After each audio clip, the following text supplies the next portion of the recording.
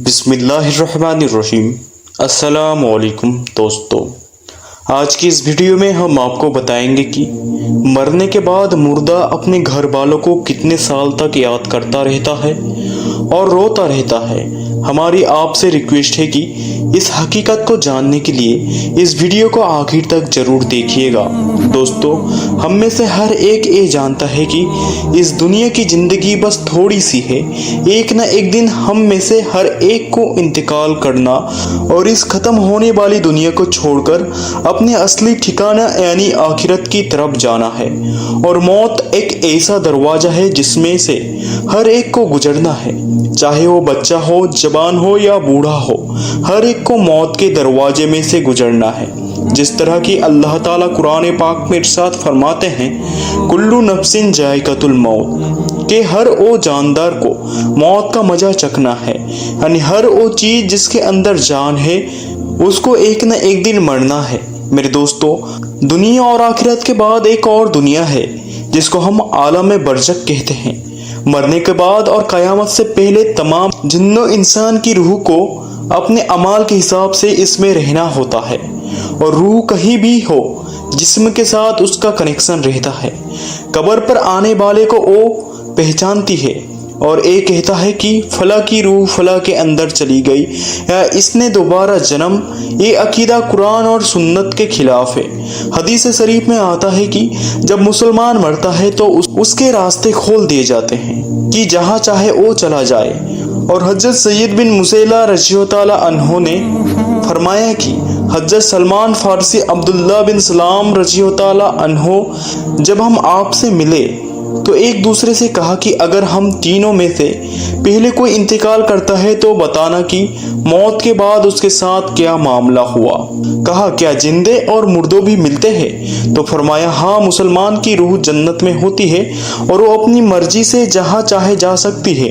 मेरे दोस्तों, अब सवाल ये है कि क्या मरने के बाद मुर्दे अपने घर वालों को याद करते हैं? जब किसी इंसान का इंतकाल होता है तो मरने वाले शख्स को ये मालूम होता है कि हम इस दुनिया से इंतकाल होकर आलम बरज़ख में आ गए हैं और उसके ये सारी चीज़ें याद होती है कि हमारा घर मकान है, रिश्तेदार है और हमारे बहन भाई भी है और हमारी एक फैमिली है। और यहाँ तक कि जब इस मुर्दे की रूह निकल जाती है और उसके दफनाया जा रहा होता है तो फिर उस वक्त वो मुर्दा अपनी आंखों से सारी चीज़ें देख भी रहा होता है। यानी कि उसकी रूह तमाम चीज़ों को देख रही होती है और उसको पता होता है कि अब हमें कफन पहनाया जा रहा है और अब हमारे जनाजे को उठाया जा रहा है। लिहाजा नेक बंदे के जनाजे को लोग उठाते हैं तो वो कहता है कि लोगों, जल्दी मुझे लेकर कब्रिस्तान की तरफ चलो और बहुत जल्द मुझे मेरी असली ठिकाने यानी कब्र के अंदर पहुंचा दो, क्योंकि उसके मौत पर ही पता चल जाता है कि उसके साथ आगे क्या होने वाला है। यानी आगे आने वाली जो मंजिल है वो अच्छे है या मुश्किल है, सख्त है या आसान है, उसको पहले से ही पता चल जाता है। क्योंकि रूह निकलने के वक्त की जो तकलीफ होती है उससे मरने वाले के ए आज हो जाता है और उसको ये मालूम हो जाता है कि उसका आगे क्या अंजाम होने वाला है। इसी वजह से जो मोमिन बंदा होते हैं वो कहता है कि मुझे जल्दी लेकर चलो और मुझे कब्र के अंदर उतार दो और मेरे असली ठिकाने तक मुझे पहुंचा दो, क्योंकि हुजूर नबी करीम सल्लल्लाहु ताला अलैहि वसल्लम इरशाद फरमाते हैं, दुनिया मोमिन के लिए कैद खाना है और काफिर के लिए जन्नत है। मेरे दोस्तों, जब गुनहगार और बेनमाजी इंसान की मौत होती है तो चिल्ला चिल्ला कर एक कहने की कोशिश करता है कि ए लोगों, तुम मुझे कहाँ लेकर जा रहे हो? ए मेरे बच्चों, यानी कि वो अपनी फैमिली से कहता है कि मैंने अपने बच्चों के लिए बहुत ज्यादा कमाया, इनके लिए घर और मकान बनाया और अब तुम हमें हमारे घर से निकाल कर अंधेरी कठोरी यानी कब्र के अंदर क्यों डालने जा रहे हो? उसे बहुत घबराहट होती है तो वो कहने की कोशिश करता है कि ये लोगों, मुझे मत लेकर जाओ। बहरहाल दोस्तों, उसको जब कब्र के अंदर रख दिया जाता है तो उसको ये पता होता है कि अब हम कब्र के अंदर हैं और हमारी फैमिली और हमारे रिश्तेदार उस पिछले दुनिया में है जहाँ पर वो पहले रहता था। इसी वजह से रिवायत में आता है कि जब कोई इंसान अपने किसी मुर्दे की कब्र पर जाता है तो वो मुर्दा उस कब्र पर आने वाले को पहचानता भी है कि ये हमारा फलाना शख्स है।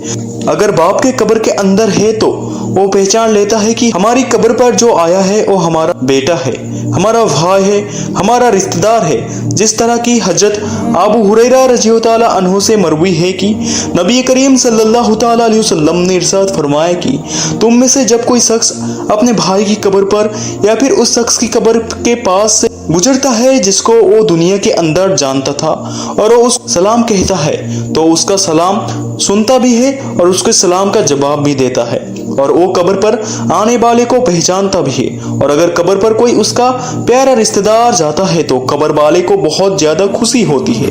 लेकिन अगर मुर्दा गुनहगार होता है और अपने गुनाहों की वजह से सजाए भुगत रहा होता है तो कब्र वालों को पहचान कर भी उसकी तरफ कोई ध्यान नहीं देता, क्योंकि कब्र के अंदर उसकी जिंदगी बहुत कठिन हो जाती है और वो अजाब से परेशान हो जाता है।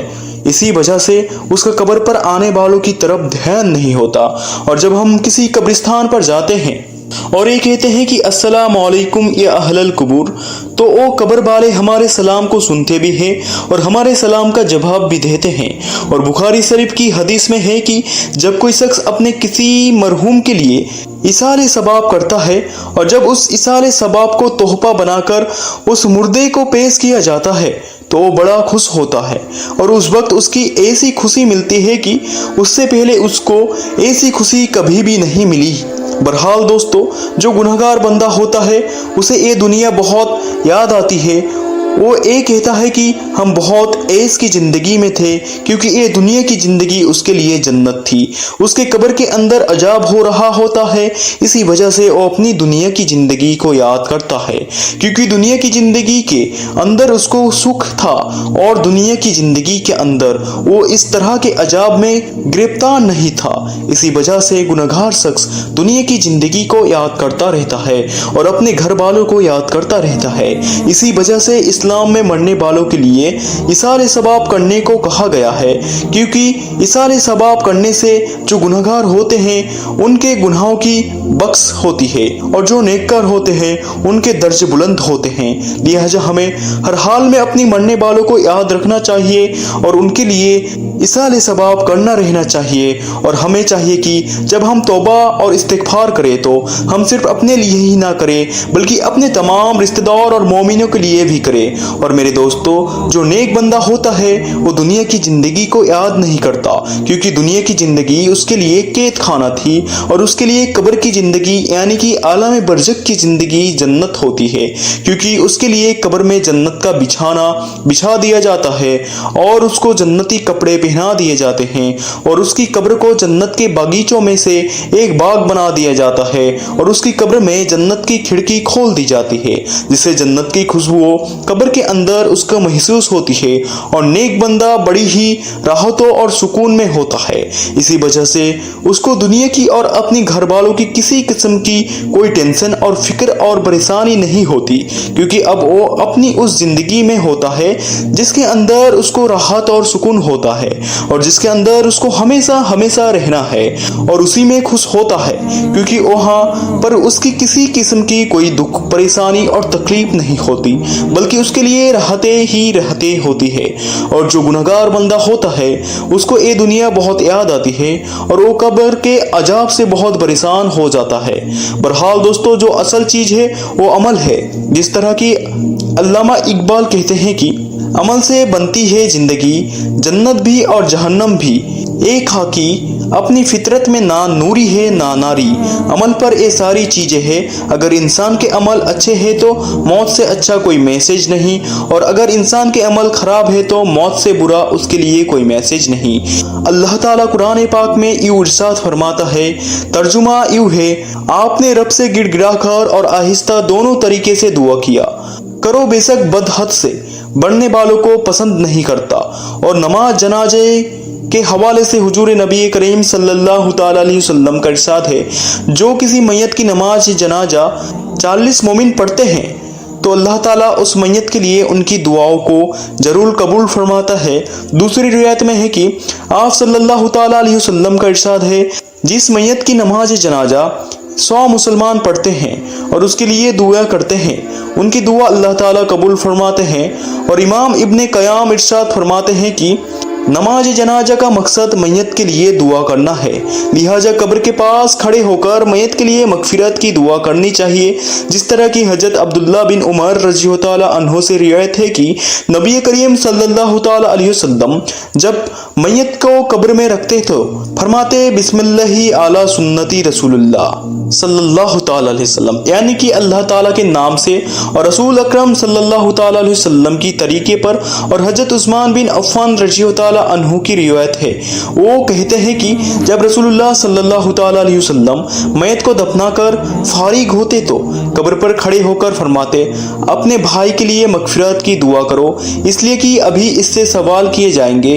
अल्लाह ताला से दुआ है कि अल्लाह ताला हमें नेक अमल करने की और गुनाहों से बचने की तौफीक अता फरमाए और अल्लाह ताला हमें अपनी तमाम मरहमिन और तमाम मुस्लिमीन मुस्लिमात पर और मोमिनान और मोमिनात के लिए ज़्यादा से ज़्यादा इसाले सवाब करने और उनके लिए मगफिरत की दुआ करने की तौफीक अता फरमाए।